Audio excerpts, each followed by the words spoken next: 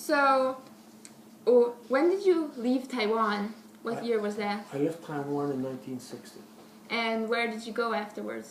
Came home and had been admitted to Columbia University to the East Asian Institute Cool. for a master's program in East Asian studies. So, what was that about? Why did you choose it? I was interested in China and to learn more about it. So we had history, economics, politics of China, different courses.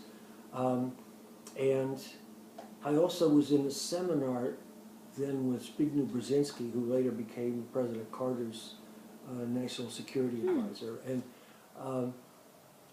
we began to really learn what had gone on with the history of China. We got into the history of the communist movement, where it started, what it was about, why it was so popular among Chinese everywhere. It was not like when the Russians moved into Poland or the Czech Republic, where they were the conquerors and they just set up a government, which wasn't quite true in the Czechs.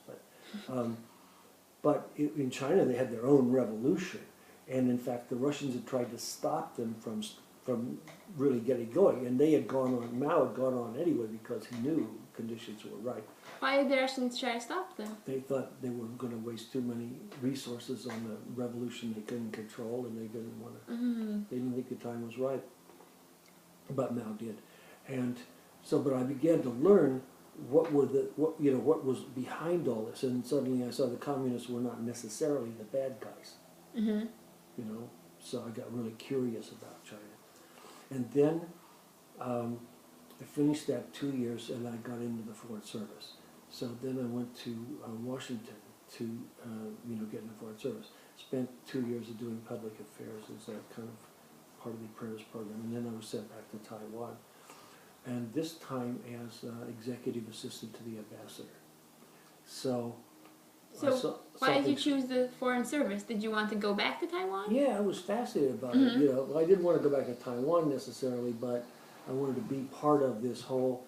We were coming out of the era when Eisenhower and especially Foster Dulles had done really blunt, crazy things about communism. They were all super anti-communist, and the propaganda was like that. And I knew better because I, studied that history and that politics. I knew there were nuances, and people were in some ways doing the best they could.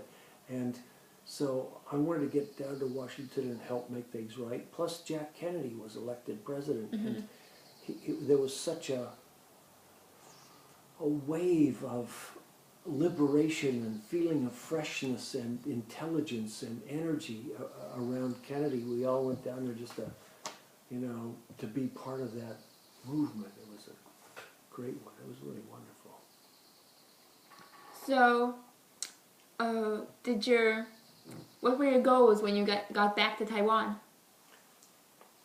Well, my goal was to, do a good job and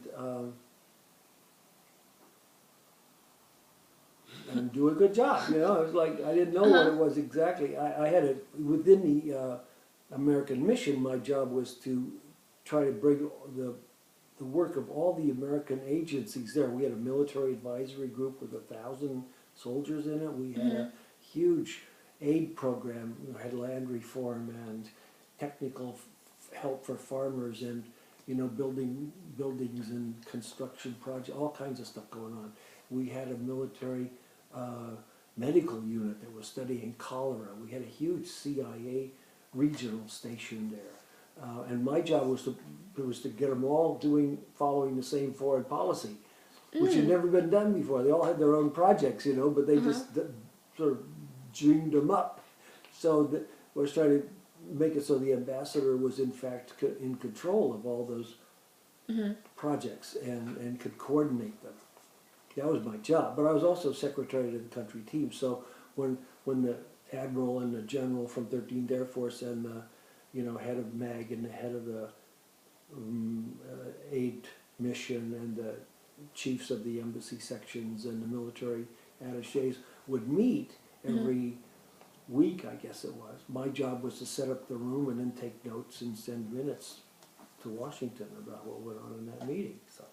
So were there any interesting meetings? you can recall or want to talk about? Not that I can talk about. Well, no, really. You know, we were just sitting there. There wasn't anything going on, really. So what did you think about the big guys of Taiwan? Like mean, the like- people in power there. On the Chinese side, Mm-hmm. well, there's a lot of intelligent people in Taiwan. A lot of intelligent military officers, which is all that mattered to Chiang Kai-shek. I mean, Chiang Kai-shek cared about military and secret police. That's what he really cared about. They weren't necessarily in the highest ranks of the military, and I didn't know people, over the rank of general.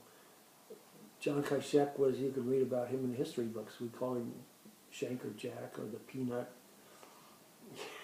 He was not well respected by the Americans, but he was a mean son of a...